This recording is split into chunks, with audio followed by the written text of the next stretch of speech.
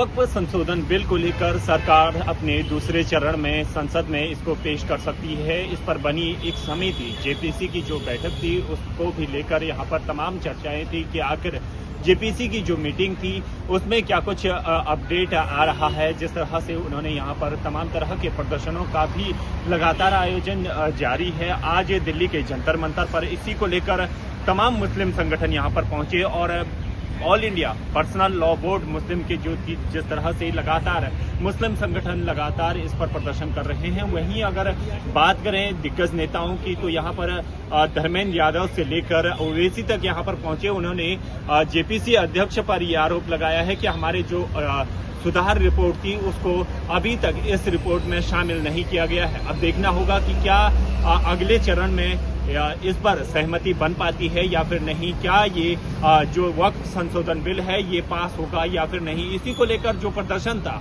वो लगातार जारी था। वहीं तमाम विपक्षी सांसद सरकार पर हमलावर थे। आइए आपको पूरी रिपोर्ट दिखाते हैं कि आखिर आज का जो प्रदर्शन था उसका क्या कुछ अपडेट रहा। बिल के खिलाफ जो हमारी लड़ाई है उससे सहमति जताई है, उसका साथ देने का वादा किया है। अब देखिए हमारे दरमियान 2 मेंबरान पार्लियामेंट मौजूद हैं जिनको फौरन तौर पर जाना है पार्लियामेंट पे। मैं सबसे पहले इमरान मसूद साहब को जो सहारनपुर से यहाँ तशरीफ लाते हैं, कांग्रेस के मेंबर पार्लियामेंट है, मैं उनसे गुजारिश करता हूँ तशरीफ लाए, अपनी बात रखें। लेंगे तो आपको क्लियर है, इसलिए बार-बार आगे जाएंगे।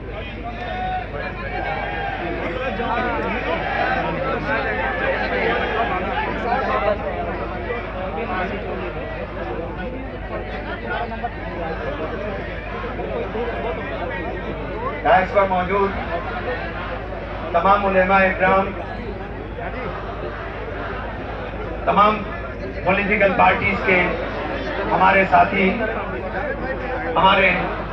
मेंबर ऑफ पार्लियामेंट और यहाँ पर मौजूद मेरे तमाम मौजूद बुजुर्गों साथियों, महसूस ही होता है दौरे तबाही है, शीशे की अदालत में पत्थर की गवाही है, दुनिया में कहीं इसकी तफ्सील नहीं मिलती, कातिल ही मुझसे का कातिल ही सिपाही है। आज ये मुल्क के हालात बने हैं और जिस तरह से कानून ला करके संविधान की धज्जियां उड़ाने की कोशिश देश के अंदर करने का काम किया जा रहा है, मैं उस लड़ाई के अंदर अपनी छोटी सी हिस्सेदारी अपनी पार्टी के और हमारे देश के मजबूत नेता राहुल गांधी के सिपाही के तौर पर आपके बीच में करने के लिए आया हूं। और हम लोग संसद से लेकर के सड़क तक इस लड़ाई को लड़ने का काम करेंगे, क्योंकि हमें पार्लियामेंट जाना है, मुझे भी और जावेद साहब को भी। हमारा दोनों का इत्तेफाक से 0 ओवर लगा 12 बजे स्टार्ट हो जाएगा। तो मैं आप सब लोगों से सिर्फ इतनी गुजारिश करना चाहता हूं कि जहां खून की जरूरत होगी वहां खून देंगे और जहां आपको लड़ने की जरूरत होगी हम आपको पहली सब के अंदर नजर आने का काम करेंगे। आप तमाम लोगों का बहुत बहुत शुक्रिया, क्योंकि इस लड़ाई को हमने जेपीसी में बहुत मजबूती के साथ लड़ने का काम किया है और इंशाअल्लाह सुम्मा इंशाअल्लाह अल्लाह की जात से उम्मीद है कि इनके काले मंसूबे किसी भी सूरत में कामयाब नहीं हो पाएंगे। बहुत बहुत शुक्रिया। हाँ, बहुत शुक्रिया इमरान मसूद साहब। जेपीसी के अंदर जिन लोगों ने बहुत ताकत से हमारा मौक़िफ़ रखा और वक्त तमीम बिल की मुखालफत की, उसमें इमरान मसूद साहब का भी नाम बहुत है, अहम लोगों में शामिल है। मैं अपना डॉक्टर जावेद साहब से गुजारिश करता हूँ कि वो तशरीफ लाएं। आप भी मेंबर पार्लियामेंट है किशनगंज बिहार से, आप तशरीफ लाएं और अपनी बात रखें। आप कांग्रेस के मेंबर पार्लियामेंट। नमस्कार। में हिस्सा लेने का मौका मिला और जो हम लोगों ने देखा ये साफ है कि जो हमारे लोगों ने गरीब मिस्कीनों के लिए ज़मीनें प्रॉपर्टीज़ दी थी उसको ये सरकार हड़पना चाहती है और इसका पुरजोर हमने वक्त में भी खिलाफ किया था सब लोगों ने और पार्लियामेंट में भी खिलाफ करेंगे जब वो बिल पास करने के लिए लाएंगे। लेकिन आज ये जमात देख के मुझे खुशी हो रही है कि इसके बारे में जानकारी हर इलाके में है, परेशानी हर इलाके में है और मुझे उम्मीद है कि ये जो नापाक फैसले हैं इनके या इरादे हैं इससे वो अपना रास्ता बदलें। जैसा कि इमरान साहब ने कहा कि हम लोग सब लोग मजबूती के साथ आपके साथ हैं। जो भी कानूनी इजाज़त है हमें, वो सब हम आजमाएंगे। बहुत बहुत शुक्रिया। खुदा हाफ़िज़।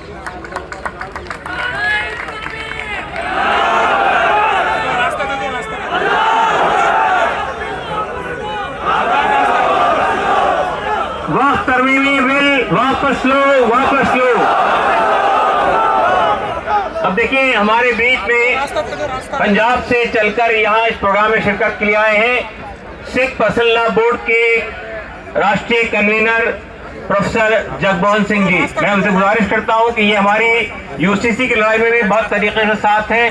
हमारे जो प्रोग्राम हो रहे हैं मुख्तलिफ इलाकों में, उसमें भी आप शरीक होते हैं। मैं प्रोफेसर जगमोहन सिंह से गुजारिश करता हूं कि वो अपनी बात रखें।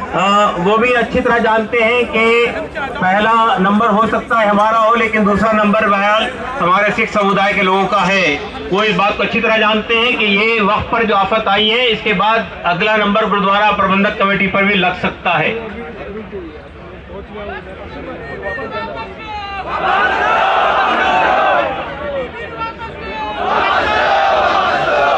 वाहिगुरु जी का खालसा, वाहिगुरु जी की फतेह। बिस्मिल्लाहिर्रहमानिर्रहीम। मंच पर मुस्लिम जगत के धार्मिक और सियासी आगू साहिबान और पूरे हिंदुस्तान से आए हुए मुस्लिम भाइयों, मैं आज यहाँ पर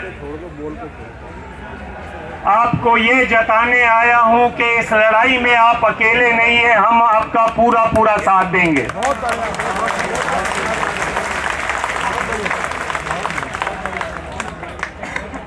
हिंदुस्तान की सरकार कोई भी हो, उसकी हमेशा ये कोशिश रही है कि मुसलमानों को, सिखों को, ईसाइयों को, सबको अक़लियतों के रूप में वो इकट्ठा कर, अलग अलग करके तो अपनी लड़ाई जो लड़े।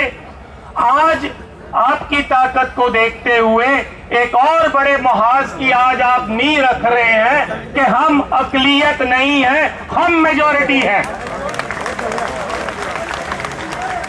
और ये तब मुमकिन हो सकता है जब हमारी लड़ाई आपकी हो और आपकी लड़ाई हमारी हो। ये तब हो सकता है जब वक्फ बोर्ड की जमीनें अगर बिहार में उठाई जाती हैं या कोई धक्का किया जाता है या यूपी में किया जाता है, तो पंजाब में से मुसलमान और सिख भाई वहां जाकर लड़ाई लड़ें और अपनी जो है उनको बताएं कि ये हम बर्दाश्त नहीं करेंगे। और मैं आपको ये बताना चाहता हूं, ये फितरत में है। बिहार में पटना साहिब हमारी वो मुकद्दस जगह है जहां पर 10वें गुरु गोविंद सिंह जी ने जन्म लिया था, प्रकाश हुआ था उनका।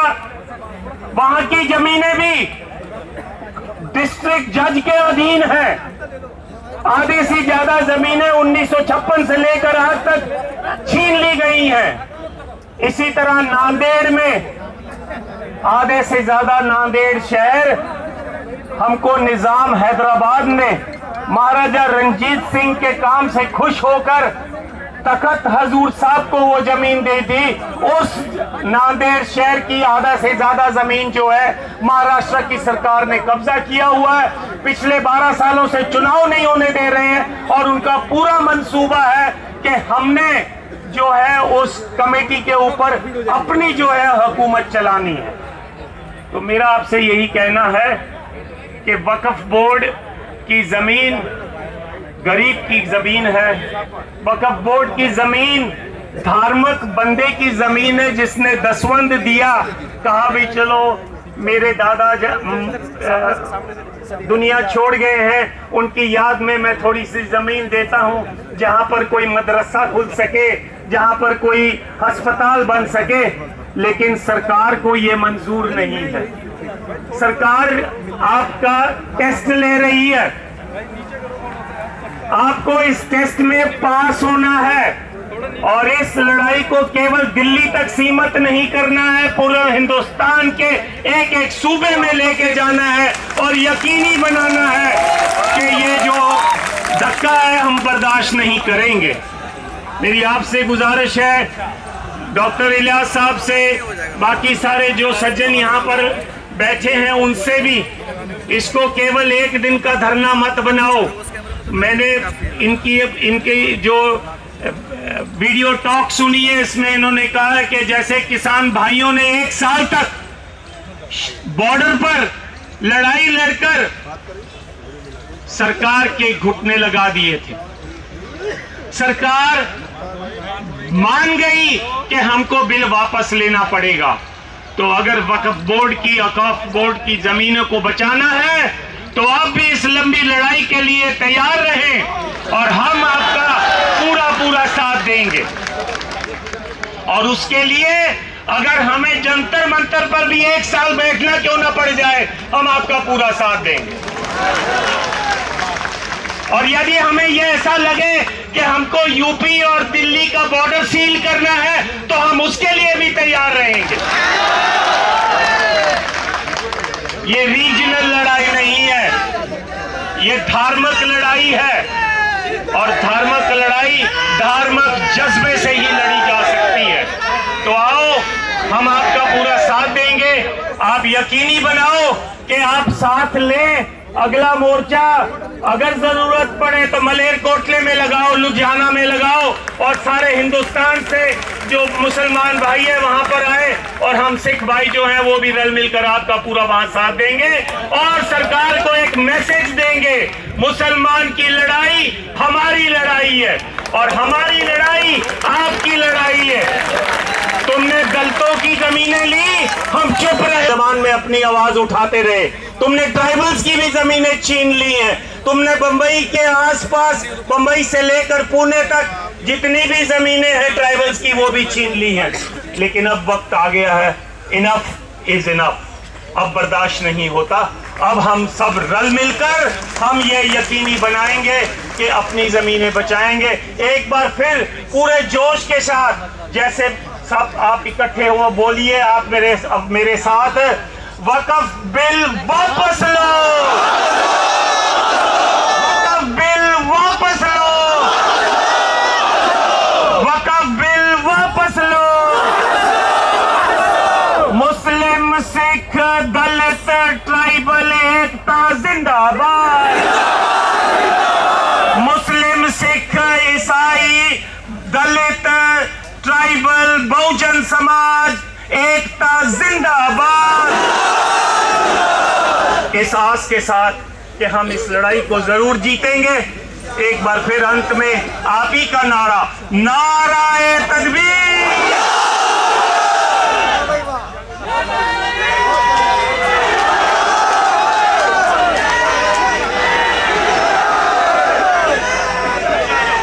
बहुत बहुत शुक्रिया प्रोफेसर जगमोहन सिंह जी, आपने बड़ा कष्ट किया, लेकिन बहरहाल आपने ये अश्योरेंस दिया है कि हम साथ मिलकर इस लड़ाई को लड़ेंगे। अब मैं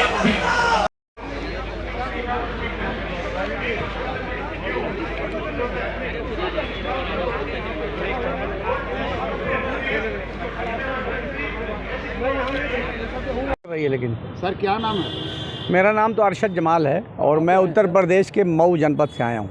आज आप लोग जंतर मंतर पे तमाम मात्रा में, काफ़ी संख्या में एक मुसलमान समाज के लोग आए थे, क्या मामला सर, क्या कहना? देखिए, पहले तो मैं ये वादे कर दूं कि मुसलमानों की संख्या ज़्यादा थी, लेकिन उसमें तमाम गैर मुस्लिम भी थे जो अच्छी सोच के लोग हैं, जो पॉजिटिव अप्रोच रखते हैं, जो इंसाफ पसंद हैं, वो तमाम लोग थे और आपने उन लोगों की बातें भी सुनी होंगी।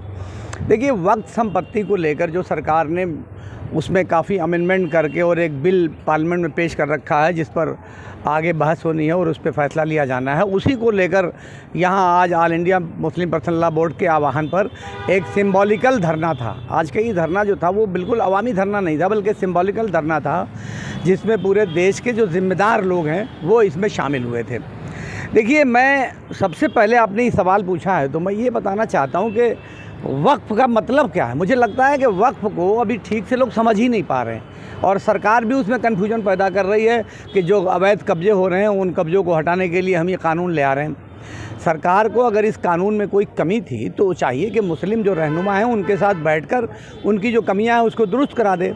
तो मैं आपको ये बता रहा था कि वक्फ होता क्या है ये समझना ज़रूरी है कि जो हमारे सैकड़ों हज़ारों साल में जो हमारे देश में रहने वाले जो हमारे पूर्वज थे, बहुत सारे नवाब थे मुस्लिम्स, बहुत सारे बादशाह थे मुस्लिम, तो उन लोगों ने अपनी संपत्ति से जो एक्स्ट्रा हिस्सा था, आमदनी से ज़्यादा हिस्सा था उनके पास, वो वक्फ कर दिया अल्लाह के नाम पे। अल्लाह के नाम पे यानी दान कर दिया।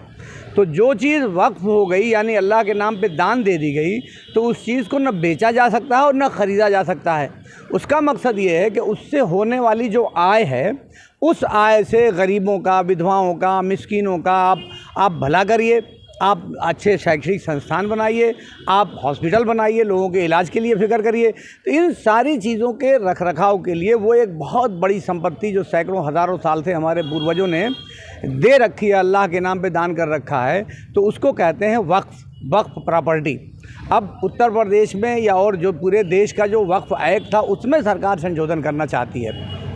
मेरा कहना यह है कि वो सरकार की संपत्ति नहीं है, वो हमारी संपत्ति है। मेरी संपत्ति का निर्णय आप क्यों करेंगे? दूसरा, हमारे आपत्तिजनक बात है कि चलिए दो लोगों के बीच में जो विवाद होगा तो उसका सीधा रास्ता ये है कि लोग न्यायालय में जाते हैं और न्यायालय में जाके इंसाफ मांगते हैं, और वक्फ एक्ट में पहले से ये प्राविधान था भी। अब सरकार जो नया बिल ले आ रही है उसमें सरकार का ये कहना है कि अब ट्रिब्यूनल या कोर्ट में आपको नहीं जाना है, अब डीएम के वहाँ जाना है, डीएम सुनवाई करेंगे। तो डीएम और सरकार में क्या अंतर है? तो डीएम तो वही करेगा ना जो सरकार चाहेगी। तो इस प्रकार के बहुत सारे संवैधानिक उसमें ऐसे चीज़ें डाल दी गई हैं। जैसे एक चीज़ और आपको बता दूं कि उसमें उन्होंने कहा है कि जो स्टेट में या मरकज़ में या केंद्र में जो कमेटी बनेगी, तो या जो बोर्ड बनेगा, उस बोर्ड में मुसलमानों के साथ साथ नॉन मुस्लिम मेंबर्स भी होंगे। अब नॉन मुस्लिम से मेंबर्स होंगे तो जो नॉन मुस्लिम संस्थाएं हैं, क्या उसमें आपने मुस्लिम मेंबर्स रखे हैं? जो तमाम मंदिर हैं, तमाम मठ हैं या तमाम इस तरह की प्रॉपर्टीज़ हैं, तो उसमें तो आपने मुसलमानों को मेंबर नहीं बनाया है। तो जो चीज़ जो संस्था प्योर मुसलमानों की है उसमें गैर मुस्लिम्स को मेंबर बनाने का मतलब क्या है आपका? भाई जब हमारी चीज़ है तो हमारे लोग उसमें होना चाहिए। तो ये इस तरह के बहुत सारे उसमें जो प्राविधान है वो उसमें कमियां हैं। तो हमारा सिर्फ इतना चाहना है कि जो वक्फ बोर्ड का पहले का ड्राफ्ट है, उस ड्राफ्ट में जो कमियां हैं सरकार वो हमारे साथ बैठे और बैठ के उसमें तरमीम कर दे, हमसे भी सुझाव ले ले और जो कमियां उसमें उस कमियों को दूर कर दे। लेकिन ये कि हमारा मानना ये है कि सरकार उस कानून में तब्दीली कर वो हमारी जो निजी और ज़ाती संपत्ति है उस संपत्ति को सरकार हड़पना चाहती है। हमारा सीधा ये समझना है।